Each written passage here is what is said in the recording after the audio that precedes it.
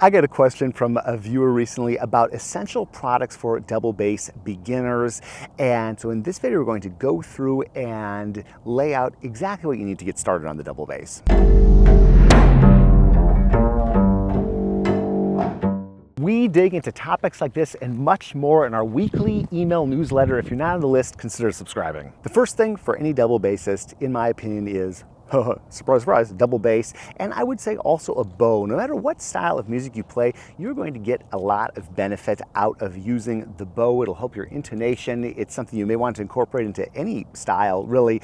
And people, even who play predominantly pizzicato, talk to me so frequently about how much they find the bow to be a quality of life improvement. And you can find basses and bows at all sorts of different price points. I've done an entire video about that, which I will link up to here. But it's finding a bass that is set up well, regardless of the price point, and a bow that can get you started is number one. Now that you got that bass and bow, you're going to want to maintain it. So number two on my list are the materials to keep your bass and bow working well. For the bow, that's got to be rosin, and I've done many videos on rosin, which I will link up to here. And then some sort of cleaning cloth. I use this cloth with a really high, I don't know how to describe it exactly, but it's got like more of a denser thread than maybe just your typical wash towel, and I find that to work really well on my bass and my strings, and just making sure that you wipe everything down after you play every single time is great. Finally, some sort of way to keep your strings clean, or if they get sticky in humidity,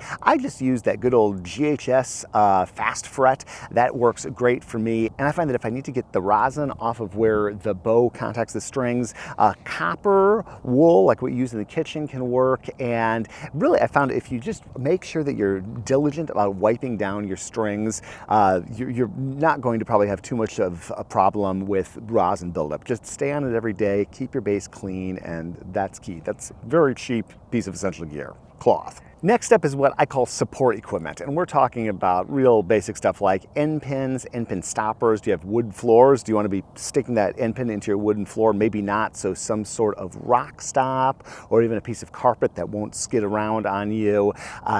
Many bass players like to use stools. In fact, there may be more reasons to recommend a stool when you're starting out than to not use one. It's personal preference for sure, but the stool eliminates quite a few variables, and I have done videos, well, really about every topic here, but certainly about standing and sitting in stool. So again, a link in the description, link up here. And this might seem simple, but a music stand. Right now, during our renovation, I forgot to bring my music stand, or I think we just didn't have room, and I am having to read my music off of the bed, and I am feeling that mistake in my neck. So getting a music stand that you can raise up high enough so that you can look at it without having to crane your neck, very important. Number four is a way to protect your bass and move your bass around. So some sort of cover, and 99% or probably 100% of bass players use a soft padded cover. You can use a hard case for air travel, which is not a fun experience, but it's impractical on a day-to-day basis. So we use soft covers, and I'll link up to some resources about those. I have a Meridian, and those are no longer being made, I believe, although I heard rumors they're coming back, but there are many companies that make good soft cases. So check out the description for some resources on that. You'll also want to consider getting a bass wheel or a bass buggy, especially once you start gigging or going to lessons.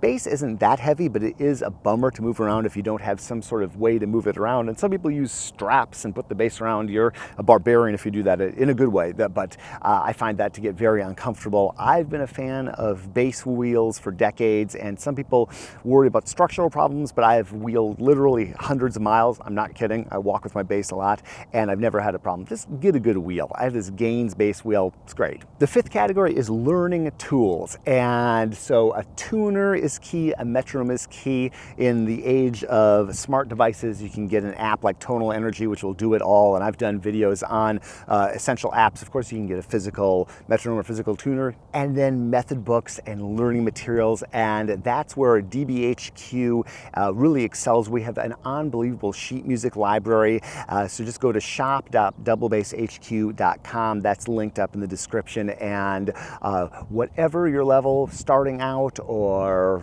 way into your journey, jazz, classical, you name it, we've got resources for you. Finally, the sixth category is accessories, and some of these are real simple, like a pencil, having some extra strings. We bass players don't break strings very often, but when we do, it's nice to have one to swap out. And although I use a pencil a lot for doing gigs these days, one of the best accessories I've found for my bass playing and ensemble playing and all of that is my iPad Pro. It was such a game changer when I picked it up. If you want to learn more about that, check out what we've got linked up here, and we'll see you in the next one.